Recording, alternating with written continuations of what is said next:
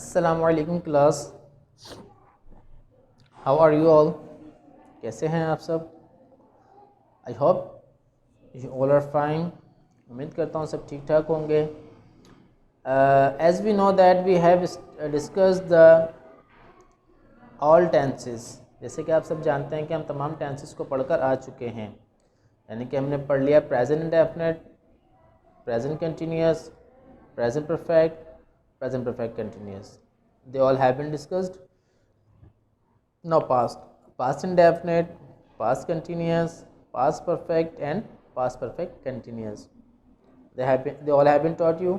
Now future indefinite, future continuous, future perfect plus future perfect continuous.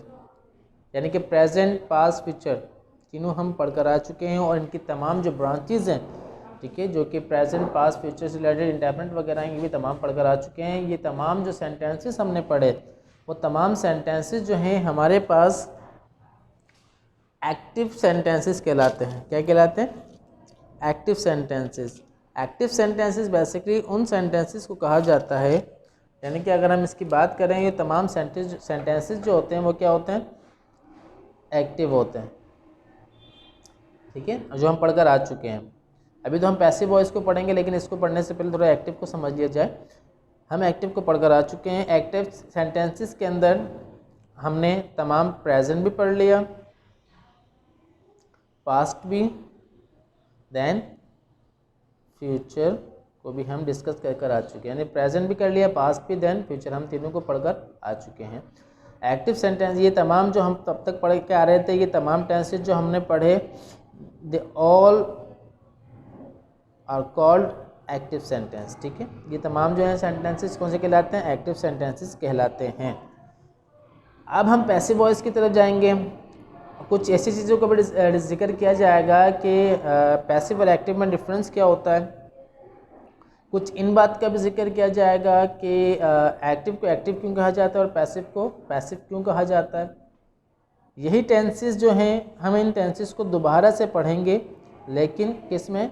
इन दी passive voice. इन्हीं tenses को दोबारा discuss किया जाएगा, बट इन पैसिव वॉइस। लेकिन अब एक्टिव और पैसिव में डिफरेंस क्या होगा, इसके बारे में हम बात करते हैं। चलें अब हम आगे की तरफ चलते हैं। इसके पैसिव होता क्या है, इससे रिलेटेड कुछ क्वेश्चंस हैं। ठीक है, जो कि यहाँ मेंशन है। यहाँ आपको इस वजह से क्वेश्चंस लिखवा रहा हूँ ताकि आप इन क्वेश्चंस को याद करके अपने माइंड में रखें कि आया कि पैसिव वॉइस होता क्या है, और इसके साथ साथ पैसिव वॉइस में हम किन चीज़ों को फोकस करते हैं, और पैसिव पढ़ने का मकसद हमारा क्या है। अच्छा, हमारे पास we have a question. Passive के मीनिंग जो होते हैं बेसिकली सुस्त। ठीक है, एक्टिव के मीनिंग क्या होते हैं? चुस्त, यानी कि बहुत ज़्यादा तरोताज़ा, हर काम में एक्टिव रहने वाला। जबकि पैसिव जो होता है, वो कुछ लोगों को देखा होगा आपने, जो बहुत ज़्यादा सुस्त होते हैं। उनको अगर एक काम करने के लिए दे दिए, मीन्स अगर किसी को बोल दिए पेन उठाना है, अगर एक्टिव होगा वो तो इसको फ़ौरन से पिक कर लेगा। बट जो पैसिव होगा वो क्या करेगा? पहले इस बारे में सोचेगा, यूँ हाथ रखेगा, ये रखेगा, पेन को यूँ देखेगा, यूँ करेगा, फिर यूँ, फिर उसको पढ़ेगा, पढ़ने का ओह पेन उठाने का जिक्र किया गया था, वो फिर पैसिव को उसको देगा। तो मीन्स जो पैसिव जो होते हैं, ये थोड़े से क्या होते हैं, इस तरह के सेंटेंसेस जो कि सुस्त हों। लेकिन सुस्त कैसे? सुस्त को सुस्त क्यों कहा जा रहा है? सबसे पहला सवाल है व्हाट इज पैसिव, कि पैसिव होते क्या है।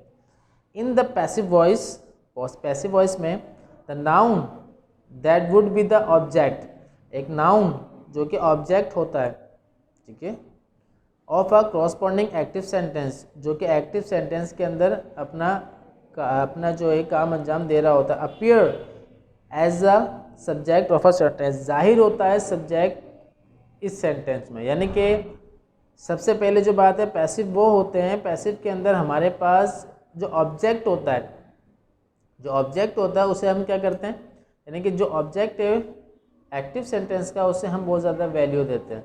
हम सब्जेक्ट को वैल्यू नहीं देते। We do not value the subject, we value the object in passive voice. But if we talk about the active sense, we prefer the subject, we do not prefer the object. हम subject को prefer करते हैं यानी काम के करने वाले को प्रेफर करते हैं, जबकि एक्टिव के अंदर, दोबारा बता दूं, एक्टिव सेंटेंसेस के अंदर हम काम के करने वाले को प्रेफर करते हैं, ऑब्जेक्ट को प्रेफर नहीं करते, उसे तरजीह नहीं देते। ऑब्जेक्ट हमारे सेंटेंस में मौजूद ना भी हो तो हमारा सेंटेंस कंप्लीट हो जाता है, लेकिन किस में? एक्टिव में। किस में? एक्टिव में। लेकिन जब आप सब्जेक्ट यानी काम करने वाले को वैल्यू ही ना दें, बल्कि आप वैल्यू किसको दें? अपने सेंटेंस के ऑब्जेक्ट को, यानी कि जो जिस चीज़ पर काम किया जा रहा है, जो काम को वसूल कर रहा है, उसको हम क्या करते हैं? फोकस करते हैं। इस तरह के सेंटेंसेस कहलाते हैं पैसिव। ठीक है, वो सेंटेंसेस जिसमें हम किसी भी काम के करने वाले को नहीं बल्कि काम के मौसूल यानी रिसीव करने वाले को वैल्यू देते हैं, that are the called passive voice. ठीक है, इस तरह के सेंटेंसेस पैसिव वॉइस कहलाते हैं। उम्मीद करता हूँ एक्टिव और पैसिव के दरमियान डिफरेंस समझ आ गया होगा। इसमें मैंने एक्टिव और पैसिव के दरमियान डिफरेंस समझा दिया है। डिफरेंस क्या है? सब्जेक्ट को वैल्यू देने का, जहाँ सब्जेक्ट को वैल्यू दी जाती है, सब्जेक्ट को इंपॉर्टेंस दी जाती है, वो एक्टिव सेंटेंस। जहाँ ऑब्जेक्ट को वैल्यू दी जाती है और ऑब्जेक्ट को प्रेफर किया जाता है, वो पैसिव सेंस। ठीक है, why is passive made? Passive को बनाया ही क्यों जाता है? देखिए, पैसिव को बनाने के कुछ रीजंस होते हैं। Because when we value the object then subject, जो कि हम पहले डिस्कस करके आ चुके हैं कि क्योंकि हम क्या करते हैं? सब्जेक्ट को वैल्यू देते हैं, सॉरी ऑब्जेक्ट को वैल्यू देते हैं सब्जेक्ट के मुकाबले में। अगला आपके वाले क्या है? When we do not know doer of action, यानी कि पैसिव को उस वक्त में बनाया जाता है जब हमारे पास हमें ये ना पता हो कि पैसिव को बनाने के सेंटेंस के अंदर काम करने वाला कौन है। अब बाज़-औक़ात कुछ सेंटेंसेस ऐसे होते हैं जिनमें हमें पता ही नहीं होता है कि ये काम किया किसने है। जैसे कि सिंपली आपको बताया जाता है, क्लास के आप घर पर आए, घर पे आने के बाद आप घर से बाहर गए थे, घर पे आने के बाद वो घर जो था वो बहुत ज़्यादा स्कैटर्ड मिला, यानी कि आपको घर बहुत ज़्यादा बिखरा हुआ मिला। अब आते के साथ ही अब आपको क्या पता है कि घर में ये जो मीन्स आप स्कैटरिंग हुई है, यानी कि जो स्कैटरिंग से मुराद वो चीज़ें जो बिखरी हुई हैं, ये किया किसने? आपको नहीं पता। काम को करने वाला, बिखेरने वाला कौन था? नहीं पता ना।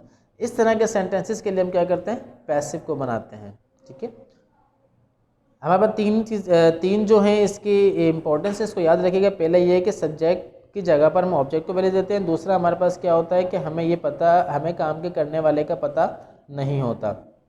Third, when we want to hide doer of action means subject, जब कभी कभार ऐसा भी होता है कि हम अपने काम के करने वाले को क्या करते हैं? छुपा देते हैं, हाइड रखते हैं, हम उसे सबके सामने जाहिर नहीं करना चाहते। इस तरह के सेंटेंसेस के लिए भी पैसिव, जैसे कि लेट सपोज कोई काम था, वो आपके छोटे भाई या बहन से गलत हो गया। अब आपको पता था कि ये गलत काम हो गया, ये आपके फादर का कोई काम था या आपके मदर का काम, आपको पता था कि यार इस तरह से अगर ये बात सामने आ जाएगी कि इसने किया तो इसको ये छोटा है तो इसको पिटाई लग सकती है, इसे मार पड़ सकती है